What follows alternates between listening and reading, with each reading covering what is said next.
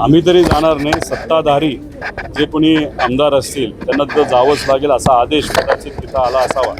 पण आम्ही म्हणजे मला तर त्या विषयाबद्दल काही माहीत नाही, बाकीच्यांबद्दल माहीत नाही, पण आम्ही व आमचे जे कोणी प्रमुख नेते ते जातील असं आम्हाला वाटतं।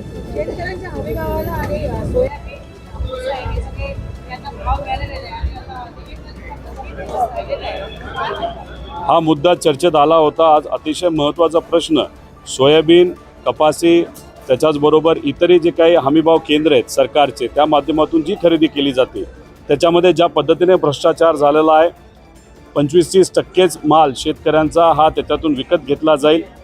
क्वालिटीचे इश्यू, अवकाळी पाऊस आणि अतिवृष्टीमुळे जो शेतकऱ्याला आलेला आहे त्याच्यामुळे बऱ्यापैकी माल हा रिजेक्ट केला जातो। याच्याबरोबरच तूर, उडीद या विषयावर सुद्धा आम्ही चर्चा करण्यासाठी इच्छुक होतो। आमच्यातल्या अनेक आमदारांना बोलायचं होतं, पण अध्यक्ष महोदयांनी आणि मंत्री महोदयांनी आम्हाला तिथं काही बोलून दिलेलं नाही। खऱ्या अर्थाने हे जे अधिवेशन नागपूरला घेतलं जातं तर ते कशासाठी घेतलं जातं तर विदर्भातल्या शेतकरी लोक, सामान्य लोक या भागातल्या विषयावर चर्चा होण्यासाठी। सोयाबीन आणि कपाशी सगळ्यात जास्त विदर्भ भागामध्ये आहे, काही मराठवाडा आणि थोडंसं पश्चिम महाराष्ट्रामध्ये आहे, पण दुर्दैवाने याच्यावर जेव्हा चर्चा सुरू झाली तेव्हा ती चर्चा टोटली तिथं थांबवली गेली। म्हणजे तेलंगणासारखं छोटंसं राज्य 90% कापूस जर विकत घेऊ शकतं तर आपल्यासारखं महाराष्ट्र राज्य हे 25% का थांबतं? आपल्याला कुठेतरी 90% कसं जाता येईल? भावांतर योजना या राज्यामध्ये इलेक्शनच्या वेळेस शब्द दिला होता, पण इलेक्शन होऊन वर्ष झालं तरी भावांतर योजनेबद्दल काही एक शब्द तिथं काढला जात नाही।